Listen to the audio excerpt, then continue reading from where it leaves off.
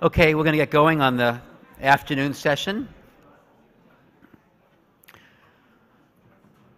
think one of the most exciting aspects of the era we're in is the reality of luscious amounts of computation and memory, incredible connectivity, new kinds of low-cost sensors, including some or constellations of which we actually carry in our pockets, and the data resources, from my point of view, from someone who years ago would sit and work with experts on every single conditional probability in these large Bayes nets, are just extraordinary. To have access to large numbers of case records, patient records, and so on, as well as new kinds of sensor data for ambient sensing. Of course, there's new sources of data.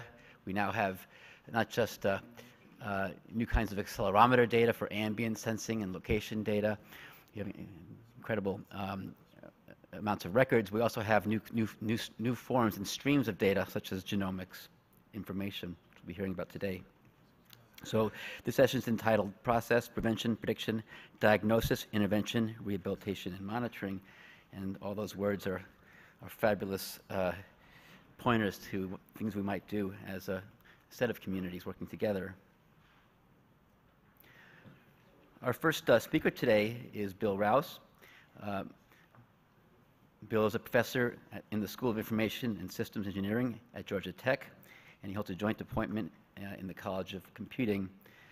He also serves as executive director of the university-wide Tenenbaum Institute for Enterprise Transformation. He's a member of the National Academy of Engineering. He's a fellow in several upstanding engineering societies. He's written many articles and books over his distinguished career. He served in several advisory roles. He was chair of the Committee on Human Factors of the National Research Council, and also a member of the U.S. Air Force Scientific Advisory Board.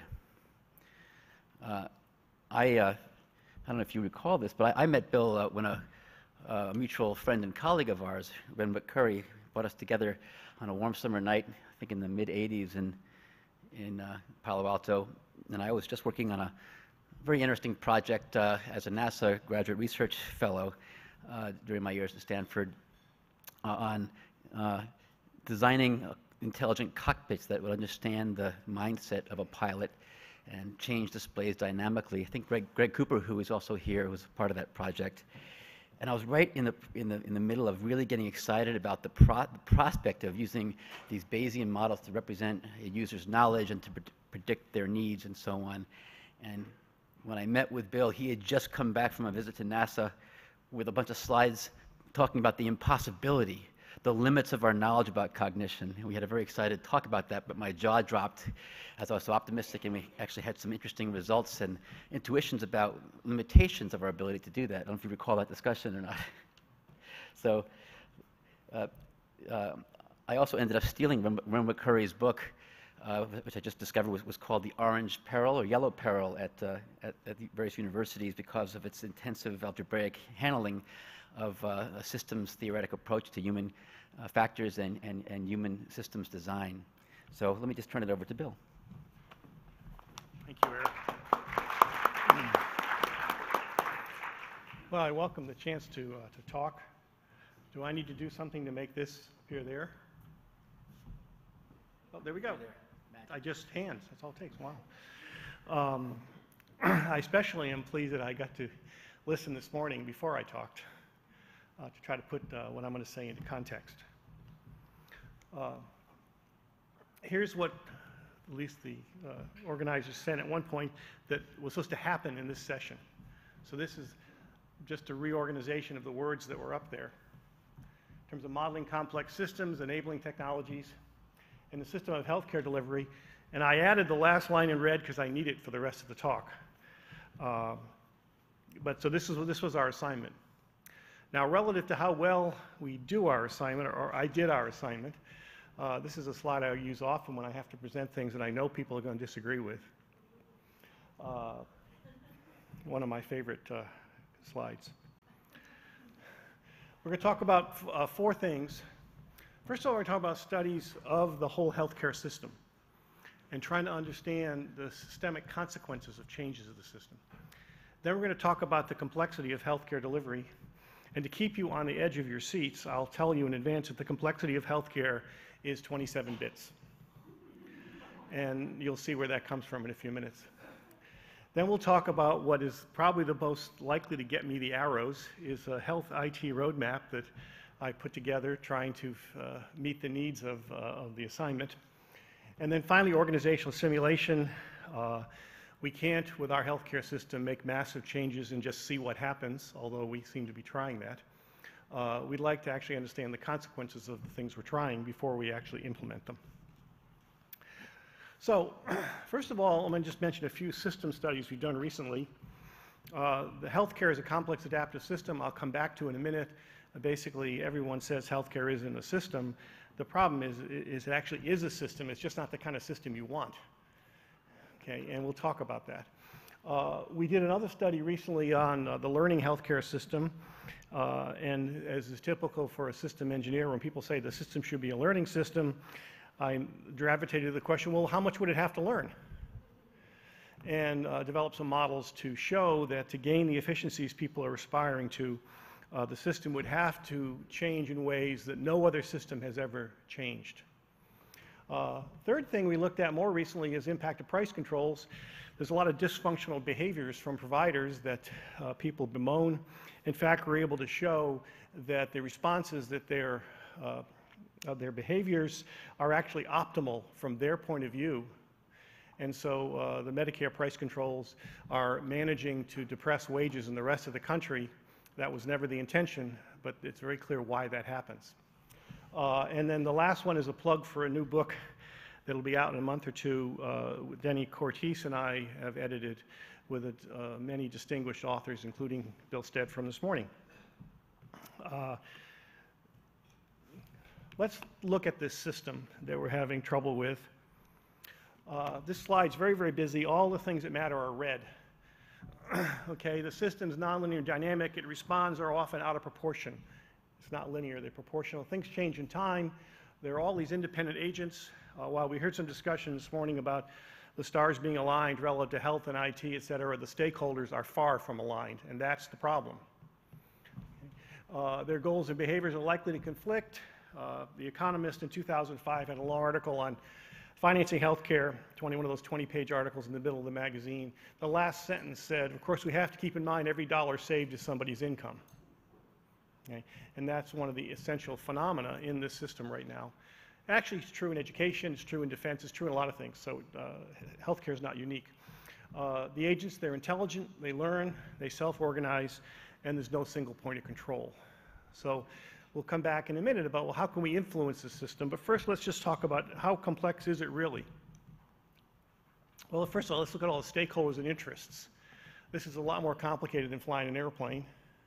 Although you can make that pretty complicated if you worry about building airplanes and selling airplanes and regulating airplanes. Okay, these ecosystems can all be very complicated. But you can see there are lots of different people with lots of different stakes. Some work we did for the Cancer Society a few years ago, looking at where could they best leverage their money. There was a great push that all the money should go into basic medical research. But unless you do the rest of the pieces, you don't get any benefit to the patients. You have to think through all the other pieces. At the time, I wasn't thinking about it, but I realized I was making a very strong assumption, and that was that we had physicians. Well, recently I participated in a process to look at accreditation and certification of physicians, and just the problem of having physicians involves a lot of stakeholders. Okay? The other interesting thing about this, I guess, is that many of these organizations are different in each state. So we have hundreds of organizations that have a stake in just accrediting physicians. So let's look at the network. This is a simplified representation of all the major healthcare providers in the country. Each of the nodes has many, many organizations in it. This is just a high-level graphic of it. We can look at that, and then here's our simplification of it, and using the data from the Real Health Network. And then we can look at information theory and calculate the complexity, and we get 27 bits. Now, what does that mean? What it means is that if you want to know the state of the healthcare network, and we define the state as giving any random transaction with a patient The state is the identity of every other node that was involved in that transaction. Okay? To get 27 bits means to answer that question of what the state is, you'd have to ask over 1 billion binary questions. So it's a big number. It's a big number. Okay? And it's interesting, it's probably most interesting comparing it to other markets. Commercial aerospace is pretty simple right now in terms of taking a plane. Not building the plane or maintaining the plane, just taking a flight.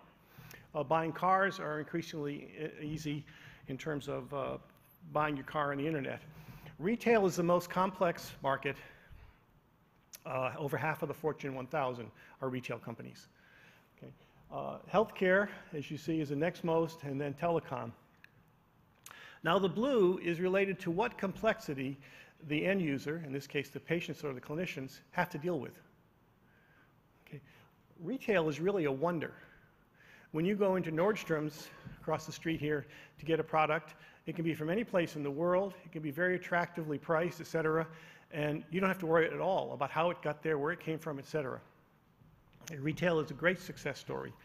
Telecom has been a problem, but is getting better via things like this, although still not quite there. There's a lot more about my telecom service that I have to understand than I want to understand. And basically, health is heading the opposite direction. Our attempts to decrease the complexity of healthcare are placing a greater burden on the end users. Bill Stead's slide of all the pieces of information we need to make a decision is a good depiction of a piece of this. Okay? What we need to do is we actually need to increase the complexity of healthcare in the areas where we can manage it so that the end user, the clinicians and the patients, see less complexity. Systems that are very successful, and we've done some studies on this, systems that are very successful, marketplaces that are very successful, tend to be complex in areas where they can be managed well and simple for the consumer or the end user. Okay. So this is a very important conclusion. We need to actually increase the complexity of healthcare, and I know you're all up to the task. Okay. In areas where we can manage it well. That's the key point. Now, how do we manage a system like this? And this is the problem when people say healthcare is not a system. Because it's a complex adaptive system, you cannot manage it in a traditional way. You can't use command and control, as the Clintons proved. You can't focus on every single activity. You can't see everything. You have to focus on leadership, incentives, inhibitions, regulations, focus on outcomes, et cetera, and have a system agile enough to adapt. It's a very different way you have to manage a system like this. Now, to conclude this one section here, first, healthcare is a complex adaptive system, highly complex, but not as complex as retail. Now, in some health audiences I've spoken to, people have objected to the comparison with retail. And I think one way to bring it home is if retail operated like the healthcare system, 3 months after you bought that toaster at Nordstrom's, you would get 12 different bills for all the pieces in that toaster. Many of the things you would have no idea they're in a toaster. Fortunately, retail has figured that out. The objective should be to increase overall complexity where it can best be managed in order to decrease complexity to the end users. Information management is a key issue, as is creation of the right incentives and inhibitions.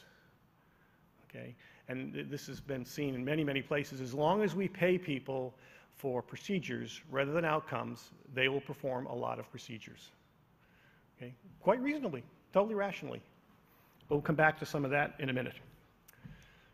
Okay, now this is the risky part, and then the last part is fun. So I thought I'd make the first part kind of abstract, the risky part, and then you'd forget it because the last part on the game is going to be kind of fun. Let's look at our system that we're trying to control here. We tend to think of it in terms of clinical practices where clinicians interact with people. But of course, that happens in the context of delivery processes. Now, interestingly, many health providers don't think they have processes. They think they have departments and functions, but there are processes, whether they're well designed or not. Those operate in the context of structure or organizations. And of course, one of the problems with many hospitals is that all those departments are different businesses. Okay? And they're trying to do the right thing by their business. And that all operates in the context of a health ecosystem. I think what we're trying to do with the healthcare system is we're trying to have a healthy, educated, productive population. We're not trying to just minimize healthcare costs. Okay. The point is, of course, we have to then attach value to having a healthy, productive population. So the recent Congressional Budget Office report that says prevention is not worth it, okay, they attach no value to a healthy, productive workforce. It's all just cost. Well, I can produce a report, too, that will tell you that eating increases food costs. Okay? Does that mean you should stop? So really, the network I displayed earlier, we really need to do like this. And all we've got right now here is just a graphic. I don't have one's Uber equation I'm going to show you. Let's look at what drives enterprises to do what they do. And the institute I run at Georgia Tech, that's all we focus on, is how enterprises address, how complex enterprises address change, why almost everybody fails, and what you can do about it. People are driven by value. Now, interestingly, we want a value-driven healthcare system. We do have a value-driven system. We just don't agree with the values. Okay? It's always driven by value, that are delivered by value streams and enabled by work processes. That's the key thing we have to understand. In fact, if we don't understand our work processes, we shouldn't be putting in health IT at all. We should stop and go understand the work processes first. And there are many, many stories of failures, of huge investments that failed because people didn't understand the processes that they were trying to support. It's supported by information, excuse me. Some information is focused on efficiency. Others is focused on evidence. If the only way we can ever learn things is by randomized clinical trials, we're in real trouble. That's a very expensive way to learn things. Instead, we can learn from the enormous number of transactions that go on in our system daily. And then they're motivated by incentives, revenues and profits, but also motivated to make investments. Again, as long as the incentive system says you have to provide procedures, the patient has to come to your office, et cetera, and it's price controlled, you will make sure that you put together a bundle of procedures that at least collectively makes a profit, and you'll make sure it's delivered in your office, because that's what you're being incentivized to do. Okay, we've optimally designed a system to achieve what we're achieving right now. Okay, so here's the risky slide. The first milestone we need to achieve is efficiency. We got to understand the value streams and the work processes in our organizations. Then we need to do back office integration and automation. It's ridiculous, the amount of paper. It's ridiculous, all these 1 or 2 physician practices that have to employ all these administrative people. Okay. And then electronic medical records and health information exchanges will be the full achievement of the first milestone, focused on efficiency. Then, hopefully in parallel, focus on effectiveness. We need clinical decision support. As Bill very ably pointed out this morning, it's not possible for an expert to know all those things. We need patient and family support so the patient can take a bigger role in managing their own wellness and health. Okay, our analysis of the affordability of healthcare basically says, if you look at the growth rates and the use of different kinds of procedures and technologies, what's happening is completely swamping our ability to get more efficient. Okay, the only way we can solve it is by 2 things. One is get labor out of the system. Unfortunately, many places in the country, I was in Pittsburgh 2 weeks ago speaking about this, their primary employer is healthcare. So if we can get the cost of healthcare way down, maybe we can increase unemployment. The second way we can do it is to get patients to do more of the labor themselves, just like we do now when we take care of our car and our airplane reservations, et cetera. And then the third milestone is the evidence base. We have to be learning constantly from every shortfall, every failure. We need to be disseminating best practices. Some of you have probably heard the data, I think, that Mike McGinnis pulled together, that from the time that a practice is proven as the best practice until the majority of providers use it is 17 years. Okay? That's a long time. Okay? We need to be able to accelerate this process. The other interesting piece here is, if we're going to do all these things, how do we actually know that the providers and the firms we're working with are ready to do it? And we've done some work, mainly focused at first in mobile enterprise technology, where you can have a situation where the firms are just not ready to digest and integrate what you're offering. Okay. Let's use health IT to explore the effectiveness of health IT. So we're going to have ideas about how to reorganize, how information should flow, what the incentive structure should be. Let's come up with a way of trying out that future. Let's drive that future before you write the check. And we've been exploring this using a concept called organizational simulation. This is a simulation that not only includes the physics of the world, the flow of physical things, et cetera, but also people, organizational cultures, et cetera, social networks. And here's the architecture of these organizational simulations we've been creating. And I'm going to talk through one example. We started to look at the complexity of healthcare in a meeting with IBM, and people around the table were talking, and they said, well, what would you do? Just, they said to everybody. And I said, it's so complex, I think we should let 10,000 11-year-olds figure it out. And they said, what do you mean? They said, well, why don't we just create a game that is the healthcare system and see what people do with it? See if they can figure out ways to improve it. You know, a lot of those ideas will be terrible or mundane. Maybe a few of them will be good. So here's the backstory that goes with it. I'll tell you the essence of it. The basic backstory is you've got to take care of a cadre of 500 clients. You're not a doctor, so they're clients, but you're in the healthcare system. You're a health coach, basically. You could take care of 500 clients, but you have to stay in business also. So you've got to balance the kind of things you do for them with the ability for you to do this. They all pay you an annual fee to be part of your system. So you've got to keep these two things in mind. I can tell you from the focus groups we've done, and now we've done a big experiment, there are some people, their patients are just get every single thing they could possibly get, and they go bankrupt. We have other people that make a lot of money, and their patients don't visit specialists. Okay, obviously, somewhere in the middle there might be the right answer. So here's the health advisor. This is your business. This is your office. You come in and sit down at your desk, and you're going to be seeing your clients, giving them advice on what to do. Here's one of your 500 clients. They all have health histories. They all have personalities. Some of them are talkative. Some of them are reticent. Some of them make jokes, bad jokes, et cetera.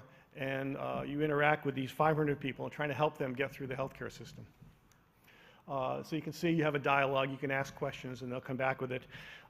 Interestingly, the whole notion about a self-documenting system, in this game, if a patient says anything, it's automatically in the electronic patient record, which I guess is what you wanted to have happen, Bill. It's a little easier here, though. And if you don't ask them something, that piece in the record may be blank. Okay. Once you've talked with them and you've decided what to do next, maybe they need just to have a physical, maybe they need to go to a specialist, whatever.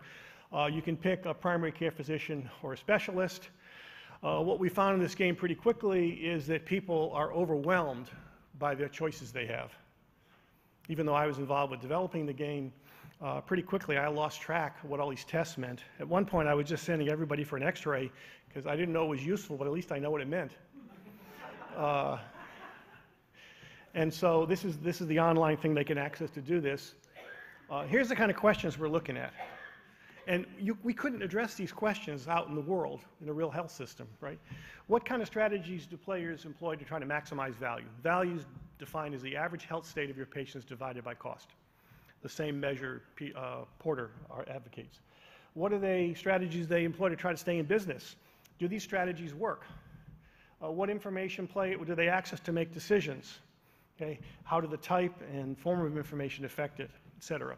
So here's the research questions. And also, what do they learn? It turns out you learn an awful lot about health from playing the game, even though that wasn't our intention. So we finished an experiment a few months ago with Emory undergraduates. We first did pilot studies with many medical professionals. One of the problems with the medical professionals is they want a higher and higher fidelity game, more and more detail, which means fewer and fewer people can play it. So, you know, there goes our 10,000 11-year-olds. So we started off with Emory undergraduates who were in a predictive health course to do a formal experiment. They played it over 3 weeks. Their evaluation on a 5-point scale is pretty good. Interestingly, the advisor adoptions were reasonable. The primary thing they wanted to add was preventive care. It's the primary thing the students asked. Over the results on the right side are just sort of what they did. We don't yet know the impact, but there's a very interesting thing About half of these students managed to send the people through the healthcare system without ever looking at their electronic records or ever looking at MedFile. They just did what they intuitively thought was right. The other half were more diligent. We are hoping that the ones who use the information resources actually perform better. We don't know that yet. Okay. So let me talk about this just to wrap up. There are systemic changes that happen, systemic consequences that happen in a system when you change pieces of it. I was at a health policy meeting recently, and we sat in a room like we did here, and we brainstormed, and we voted with electronic boxes. We came up with the top 10 things to do. I was the only engineer in the room, and I said, well, are these 10 things conclusions or hypotheses? And people said, well, what do you mean? And I said, well, each of these things were advocated quite well, and so they're probably good ideas, but what's the systemic implications of doing it for the rest of the system?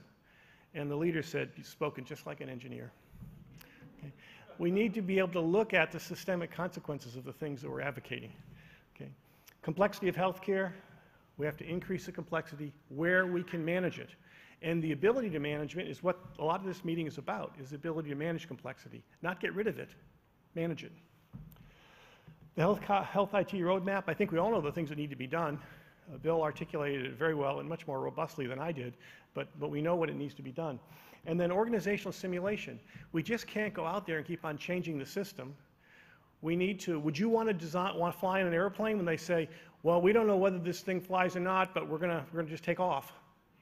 No, you'd rather design it, engineer it is a verb, not necessarily a discipline, and simulate it, test it, etc. And that's what organizational simulation can do to try out some of these great ideas that are emerging here.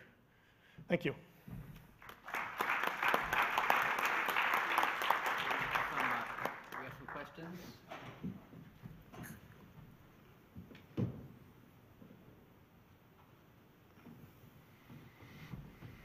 People are stunned with those fabulous. No comments or questions from the audience?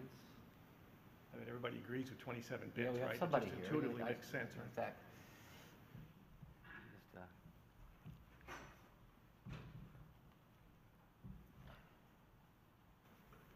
27 bits, huh? So I guess the question is, often in such complex systems, there's a lot of autocorrelated behavior. Someone does this, and another thing happens. So if you applied non-lossy compression, how many bits do you think you could boil it down to? Non-lossy compression. Well, this is all related to the issue of what information we collect, right? And we talked about this a bit earlier, so I want to come back to that.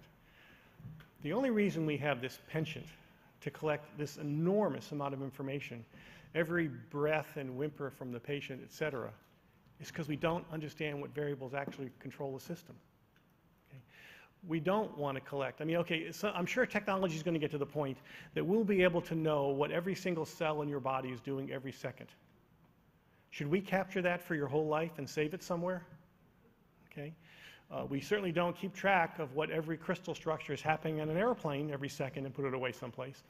What we need to do in parallel with this question of data compression, data capture, is to get a much better understanding of the system and what variables really matter. What variables really influence the future state of the system. I'm not saying it's easy, okay, but I'm saying that's what we should be doing. Right now, you do not want to know everything that's going on in your automobile. You want to know the speed, other things, right? Whether you have gas, okay? Well, it's the same thing in an airplane, okay? Well, within the human and the healthcare system, we need to be able to define those critical variables that are actually predictive of the future. Okay? It's a long, long, complicated research task, but I don't think the alternative is to just capture every single data thing that's ever generated anywhere, somehow store it, and then be able to retrieve it. I think that's too brute force a solution. Maybe that's what we have to do in the near term, but it's too brute force a solution.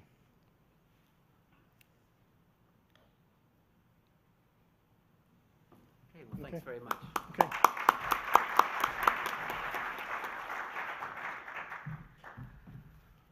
So next we have Dietrich Stephan, a co-founder of Navigenics, a visionary in this promising realm of the notion of building a personal genetics company, and all the services that might come from such a thing and the interactions it might have with physicians, patients, and the overall healthcare system. I have to say that I'm an early user of Navigenics. I had my SNPs done about a year ago, and it was very interesting to get my, whatever, 25-page report back and to go through that, squinting at first with my eyes clenched when I got to the Alzheimer's gene section and looking and saying, oh, thank gosh. But just interesting to review how a patient reacts to such a report, where the descriptions come in in likelihood ratios and deep discussions about nurture, nature, and what this all means in terms of your healthcare. Now, I immediately forwarded my PDF to my family physician, and I said, hey, Dr. Teng, catch a whiff of the future here. Let's set up an appointment. I'm going to talk to you about how my risk factors and my predispositions genetically should alter or modify the default policies on my screening exams in the coming future. Let's talk about that. All I got back was a, oh boy, from him. So it's very interesting to even think about how physicians are even starting to react to these reports from their patients and so on. Another comment is that when I heard this was available, I told my wife, you get yours done too. She said, I don't know if I want mine done. Come on, do it. The report came back. She didn't want to see her report. Different preferences. I was really excited to, for better or for worse, to understand what was happening. So lots of issues there in the human factors department and how healthcare reacts to these systems, and of course all the computation, epidemiology, and public health that might be related to that notion. So I hope we'll hear some of this from Dietrich today. Dietrich, beyond being a co-founder of Navigenics, is a well-known human geneticist who's worked in a variety of centers, including as Deputy Director of Discovery Research at the Translational Genomics Research Institute. He's still on the faculty there. He's done great work in identifying genes that predispose people to disorders like breast and prostate cancer, autism, exercise-induced cardiac problems, sudden infant death syndrome, and others. He's also been a pioneer in the space of going beyond the single point mutation, the SNP, looking at the reality of the multifactorial nature, genetic nature of diseases. I think we'll be finding more about that, Alzheimer's, ALS, big combination locks of genes that sort of get into different states, and it's still a part of the dark matter of the genome, I think, to date. So I'm going to turn it over to Dietrich.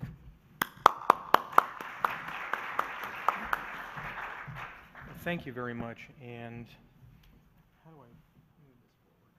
Like this work? Let's see. Nope.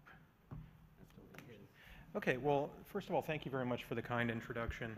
I've been having a lot of fun doing experiments out there in the real world, and I thought I'd tell you about a couple of those, Navigenics being one, but rather than just dive into that, I thought I'd zoom out for a second and just give you the context in which that experiment was done, and maybe give you some of the results of that experiment.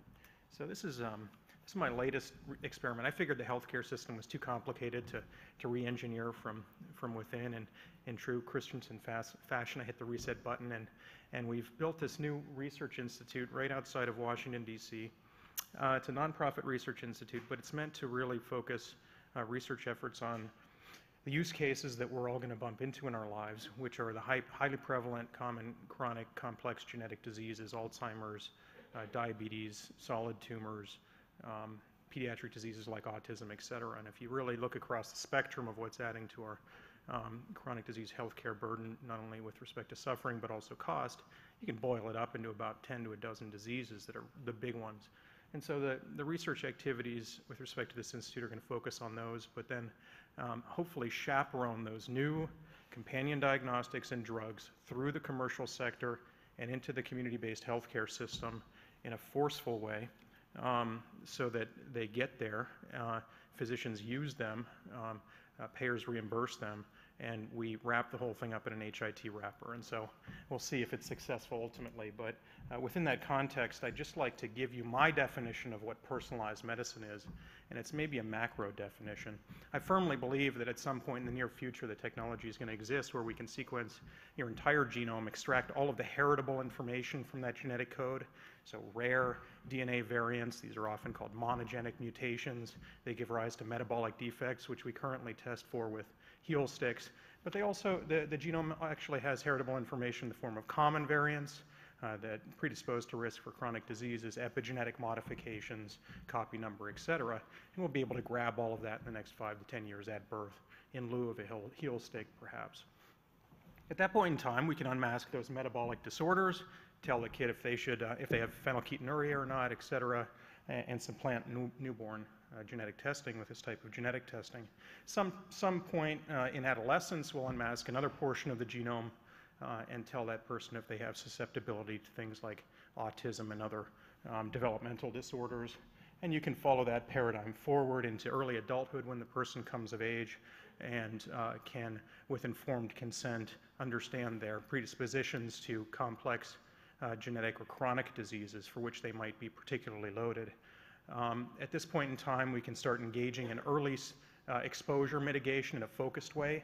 So if you get your rank ordered list of what you're at risk for out of the computer, you can then map across the top 3 or top 5 things and say, boy, I might be highly susceptible to X, Y, and Z. Together with my physician, maybe I'll work more at avoiding those exposures. Sign up for early screening. So this is sort of the somatic aspect of personalized medicine, where you could imagine custom imaging ligands or biochemical blood-based assays that would give you the earliest signs of a solid tumor somewhere in your body or elsewhere that you could really then go in and cut out. Once you have disease, this is where we start to get to prognostication and pharmacogenomics, and of course, people respond differently to medicines and doses of medicines, and I firmly believe using some sort of HIT and clinical decision support will be able to, with increasing levels of granularity and accuracy, start to predict how a person should be managed.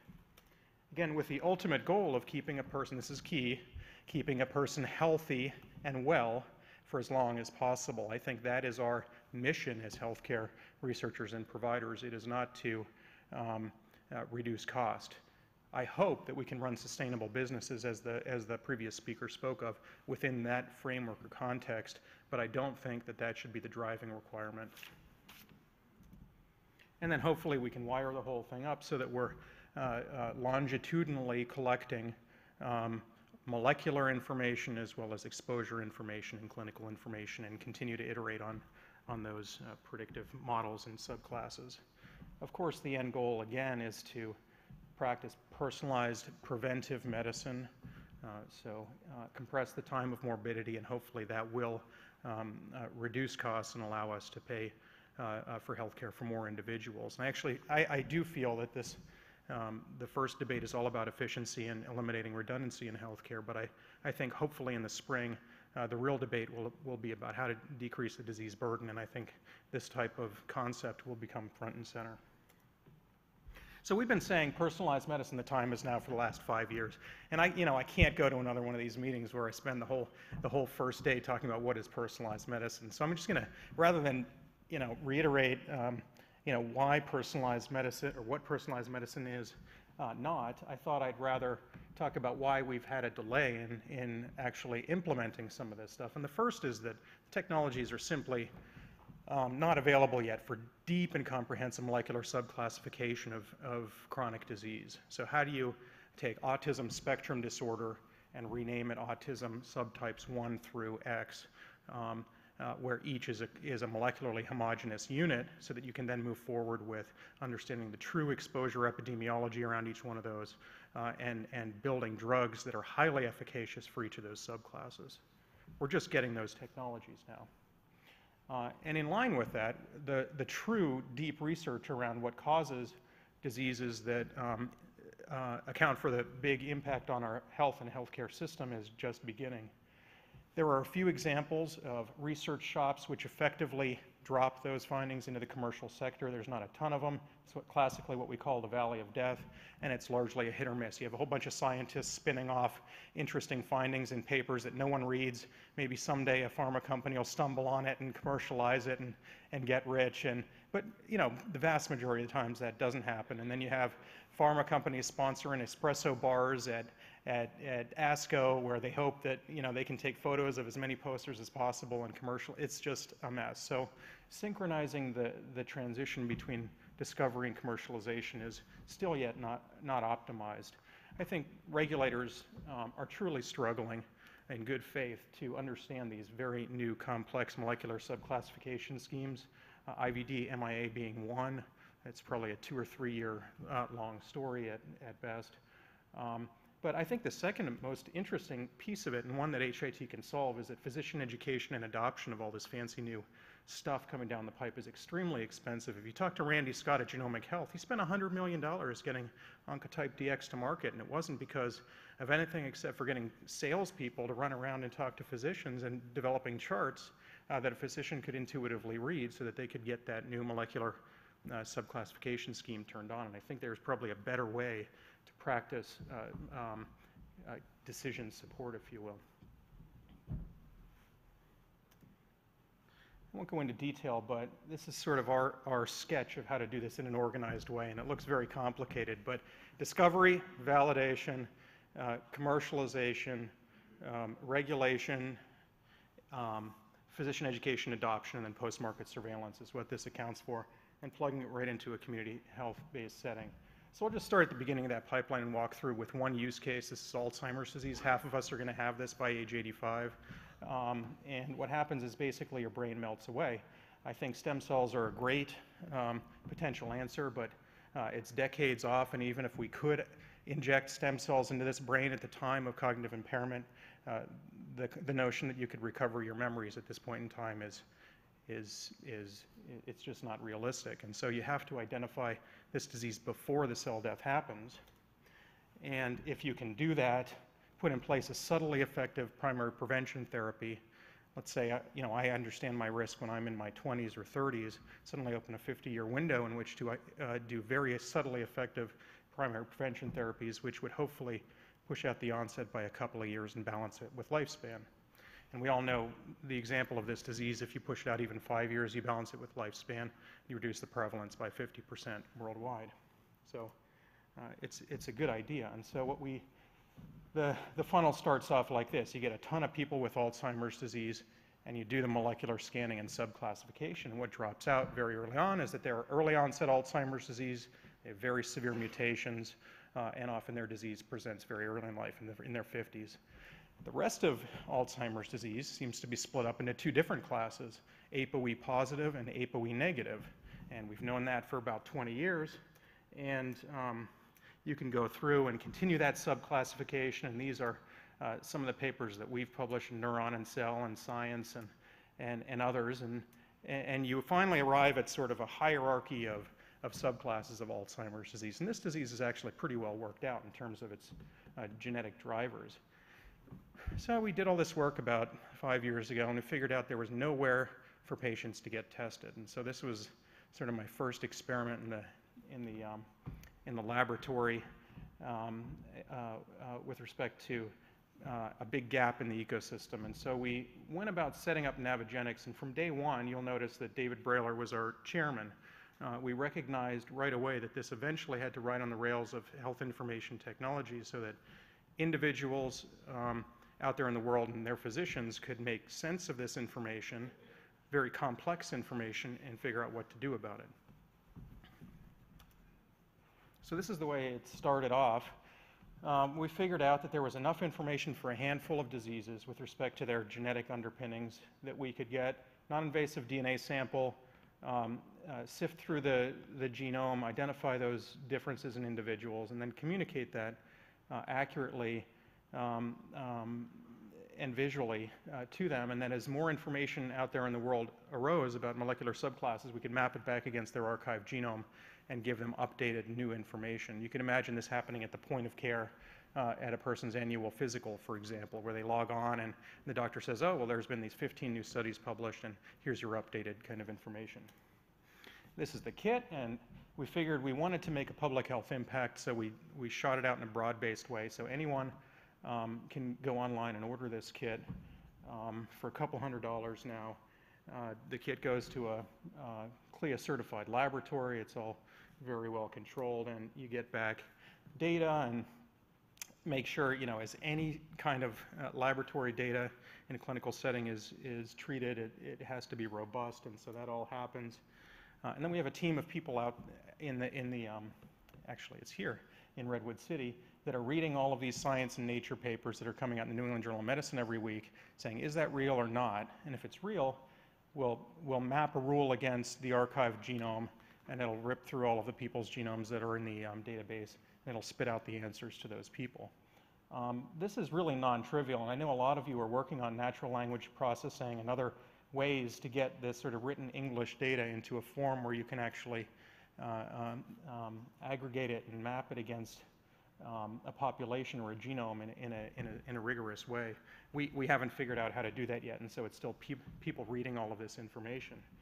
And what this equates to is a patient walking into the office saying, I just read this New England Journal of Medicine paper from the DECODE group about 9p24 variant that causes heart disease. Test me for it because I want to know my risk.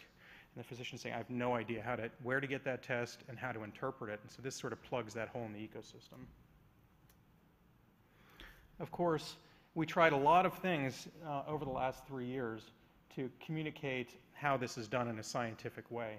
And you could equate all of this stuff to what happens behind the scenes when you send off a blood sample to get a cholesterol test. There's all this stuff that happens. I have no idea what happens. I would guess most of you don't know what happens in the hospital laboratory. There's probably some expensive piece of machine, whether it's a mass spec or an ELISA or something like that, and there's numbers that come out. And the end result of all of this stuff is a piece of paper with an asterisk next to it that says you have an elevated cholesterol level. You know, the threshold changes all the time. There's a relative risk associated with that the physician has no idea what it is. It's simply, if you see the asterisks, you're on a statin. If you don't, you're not on a statin.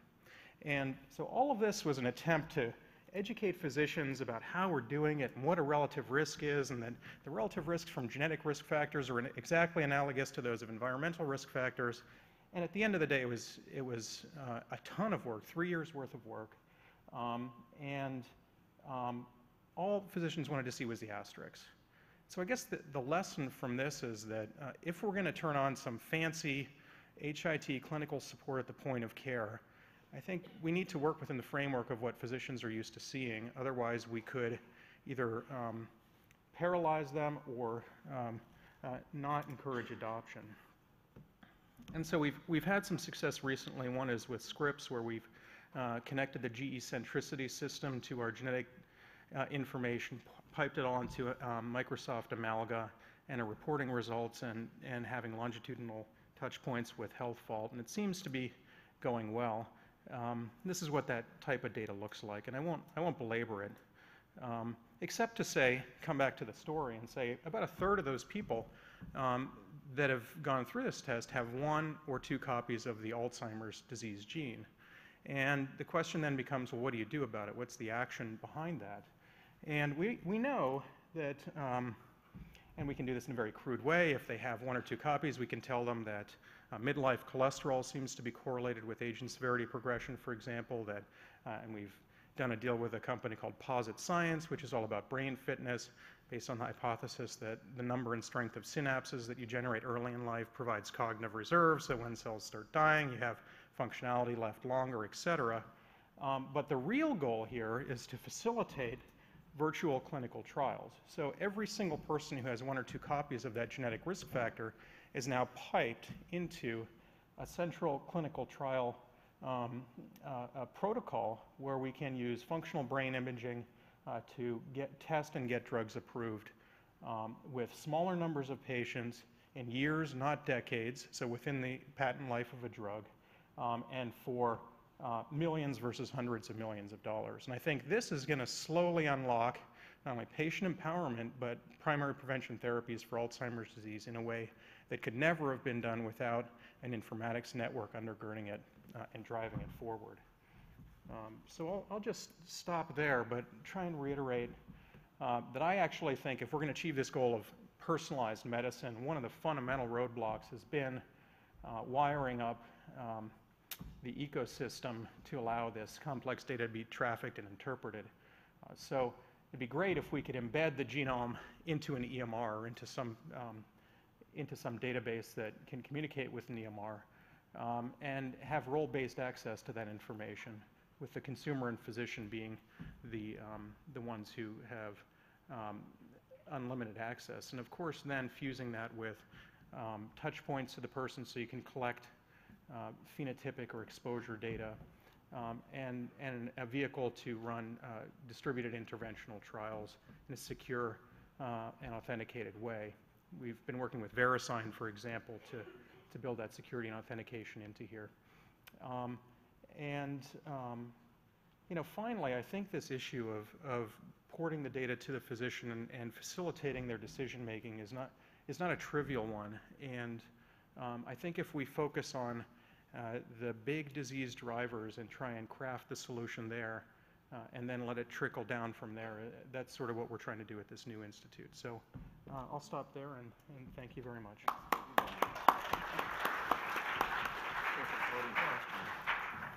Any questions, comments? So I'll ask a question since I'm a content user of Navigenics these days. I guess I can call myself a user. So I was told you actually, if you get the Navigenics report, you get, I think it's a half-hour conversation with a personal genomics counselor on the phone to answer your questions. I thought it was very, very kind and useful. And this counselor said, well, we don't share things with people that they can't do anything about.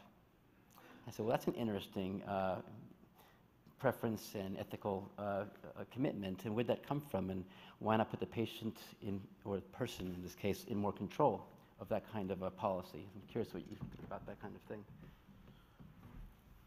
I mean, so the disease I just presented is sort of our edge case, Alzheimer's disease, because you could argue there's no actionability, limited actionability. It's not completely actionable, if you will, like a disease that you could engage in early screening and just be cured if you knew about it.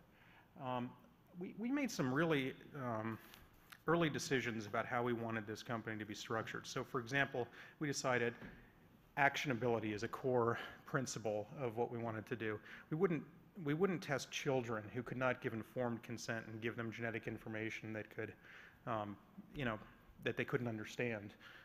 We would not test for normal quantitative traits like height or weight or intelligence because of the potential for those to be misused, and we didn't really understand how, as a society, we were going to deal with those types of issues. And we wouldn't give them information that we didn't believe was real.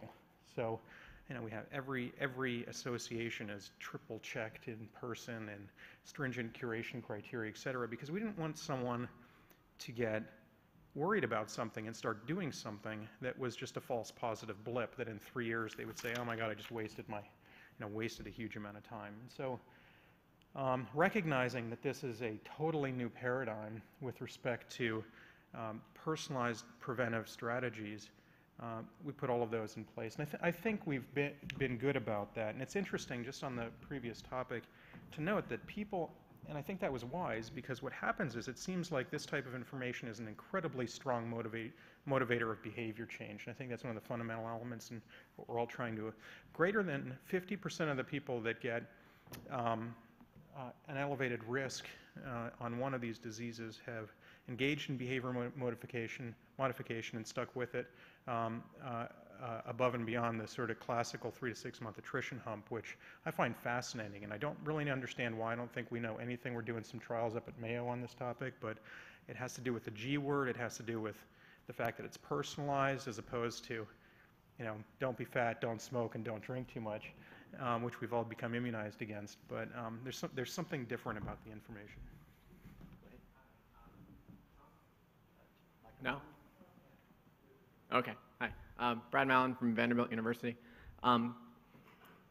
So many GWAS studies, SNP correlation studies, turn out to be overturned, right? So to what extent do you offer this disclaimer in this type of a system? And if you want to integrate this type of genetic test or panel into the electronic medical record, how do you provide this type of information to the care providers or the patients? I mean, you're increasing the amount of information by, I don't know, many folds. And so the potential for error or overturned information in the future is much greater than what we currently have. So what's the recommendation? I guess to your first point, I totally agree. So all of the genetic association, the vast majority, I'd say about 95% of the genetic associations that were published before the year 2000 were false positives. We've gotten a lot better as a research community in terms of finding real associations and then forcing them to be replicated multiple times by multiple independent groups and multiple cohorts with different technologies and Bonferroni correction and all that good stuff, to a point where, you know, if you've got a relative risk increase of 3 or 4 and you see it across 3 or 4 papers and groups, you say, okay, well, there's you know, that we feel pretty good that that's not going to disappear tomorrow. And so that's sort of the level of threshold of information we're trying to promote. And we've actually provided these types of guidelines to the FDA in the hopes that they'll adopt this kind of framework for blessing associations as real and vetted. I think inherent to all of this is the notion not only of revisability with respect to that piece of information may change, go away, or be modified moving forward. Hopefully not go away, but be modified with respect to its confidence intervals, be modified with respect to its effect across different ethnicities and genders, et cetera. So revisability, I think, is an important concept. But I think we're used to that in medicine. I think we're just, you know, back to the cholesterol example, it changes every year. You know, it seems to go in one direction every year, but it changes every year. And so I don't think we're unused to this type of information, but for some reason, as soon as it says genetic on it, it's a whole different ballgame. And I guess I'm arguing that we shouldn't treat this type of information as different from any other probabilistic risk information that we use in a clinical setting. No questions? Since we have a few minutes, I'll ask one more question. I'm obviously very engaged by all this as a user. I'm very curious about and for the research community here, notions of confidentiality and sharing of this data for research purposes. There was no place when I got my report back that would let me say, I'd like to share my genomic information and make it available in these ways for research studies. In fact, it pooled with other data, maybe even linked proactively with my future information that might come in about my disease process that I can report back up. I'm at actually increased risk of atrial fibrillation given a marker for potassium channels, and I'm not sure I understand the physiology of all that, but maybe I want to even join a community of people like me, find out what happens. People may further along in age, for example, with their, you know, with what they've been doing and their risk. I might want to actually do research. On the other hand, I should say that some colleagues of mine, when we heard about the Navigenics opportunity, said, I will not get this done because I don't know if my insurance company is going to get access to this data at some day, even right away. And so they were concerned. So I'm just curious how we communicate or should communicate and what opportunities we might provide for actually allowing donations for research either in advance or dynamically given research needs from researchers. It's a really great question. I think we've taken the conservative tact all along. So for example, with respect to data sharing, we said, all right, we finally got GINA on the federal books, which protects against health insurance, but not against employer or life insurance. And so we said, all right, well, since we can't protect against that, we're just going to give this, and we actually called we somehow got branded by with a direct-to-consumer moniker, but it was originally called privacy insured delivery of the data right to you. No one else can get it. You know, we've got all these kind of IT frameworks for anonymization and HIPAA compliance so that no one else can ever access that data. And then we went the next step, which said, and if you print out all the reports, there are disclaimers there that say, if you give this to your physician, it can land in your chart and you can potentially be discriminated against on it. It's a very fine line that we were trying to walk so that no one got hurt. But there is immense power in being able to do research on these massive data sets, especially as we combine them with personally controlled health records or regular EMRs to populate the genetic information with all kinds of other information so we can build those correlations moving forward.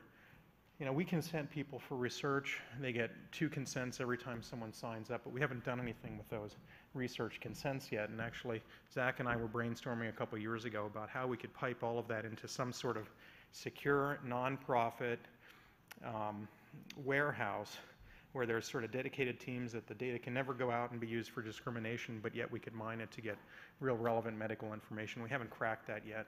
I don't think it's probably a good idea to just pour it out onto the internet yet. But we'll make use of it somehow. So Deborah Estrin, UCLA. So since we're personalizing our comments, in listening to you, Eric, actually, I was struck by that the reason I might not get it done or not share with you getting it done is that I think standing up in front and announcing what you have and what you don't sets a dangerous precedent for the speakers who follow. Just a thought. Well, I'm at risk for prostate cancer, so we're sharing. Yeah, thanks. I have a question. This is Ruzhina Baichi from UC Berkeley. I am curious whether you have looked at any effects of drugs on the correlation of drugs with respect to Alzheimer in this context of personalized medicine. My lab or Navigenics has done neither. But you'll see that the next iteration of the Navigenics panel does have a whole suite, and this is a fascinating topic. It's probably worthy of a whole new Do you know of any work along those lines? I don't. I do know that Aricept could be better, and we could probably do more to extend functionality, but I don't know of any pharmacogenomic indicators around Alzheimer's disease. But moving forward, you'll see about 20 or 30 PGX variants arise on the Navigenics test that a physician could use to either prescribe the right dose of drug or the right drug for an individual that walks in the door. And I actually think we've not had a lot of success in turning on pharmacogenomics within the clinical setting because the data hasn't been available at the point of care when the prescription is being written or when the patient needs it. And to then send the patient home and say, wait 2 or 3 weeks until we get the genetic panel run and then come back and I'll write you, is too disruptive to the workflow. And so in a lot of ways, I'm hoping that just having that in the patient's CD or in their thumb drive or on their portal when they walk in will maybe jumpstart the field of pharmacogenomics. We'll see. It's another big experiment. Okay, well, thank you very much.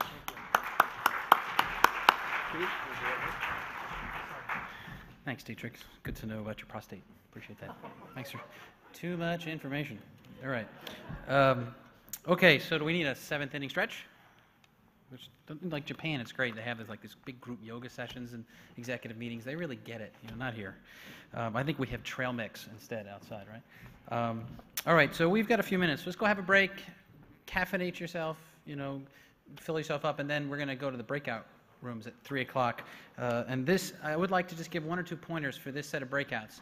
There was a lot of ideas developed in round 1 that didn't get onto the stage.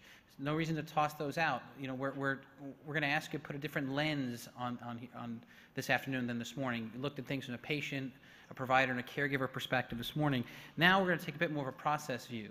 Think less about the individual user and more about the process, more ways to enhance, improve, augment the process, extend it, whether it's making it more predictive and preventive or new ways to improve the introduction of an intervention, but less so about the individual and more about the process. And that you can take and recycle some of the ideas from this morning and think of them through a process lens, which can be very helpful. And you can also introduce new ideas. And I think Dietrich's last presentation right now about applying personalized medicine actually built off nicely in some of the earlier discussions. So go mix, have some nuts and whatever we have out there, and drink some coffee, and then let's do round 2 at 3 o'clock. And note that you are in different groups, please. So recheck your schedules. This is the PM workshop list.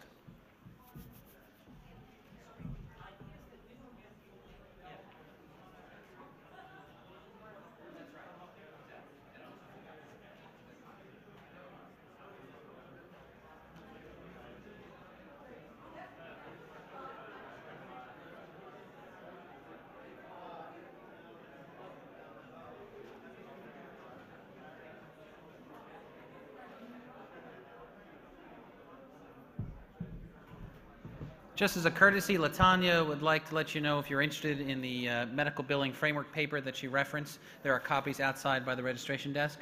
And I'd also like to mention, as far as capturing those ideas that were not vetted, please put them up on the wall like this nice gentleman is doing as well, so we can capture them at the end of the session so they're not lost.